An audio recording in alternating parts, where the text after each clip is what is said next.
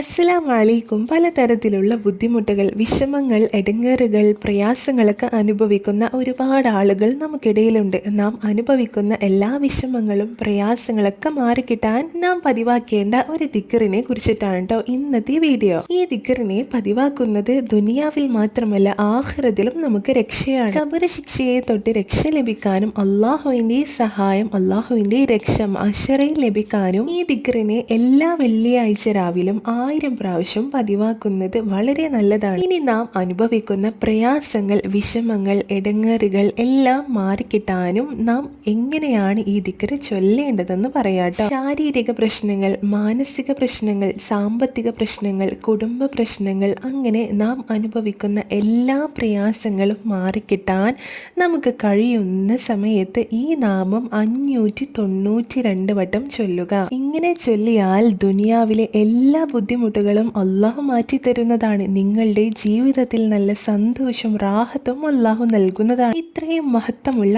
ഈ ദിക്ർ ഏതാണെന്ന് പറയാം. പരിശുദ്ധ അസ്മാഉൽ ഹുസ്നയിലെ 58ാമത്തെ നാമം യാ മുഹ്സി യാ അല്ലാ എന്നാണ് നാം ചൊല്ലേണ്ട ദിക്ർ. എല്ലാവരും പതിവാക്കി നോക്കാട്ടോ. ഈ വീഡിയോ നിങ്ങൾക്ക് ഉപകാരപ്പെട്ടിട്ടുണ്ടെങ്കിൽ മറ്റുള്ളവർക്കും കൂടി ഈ അറിവുകൾ എത്തിച്ചു കൊടുക്കാട്ടോ. ഇതുപോലെയുള്ള നല്ല അറിവുകളുമായി വീണ്ടും വരാട്ടോ. അസ്സലാമു അലൈക്കും.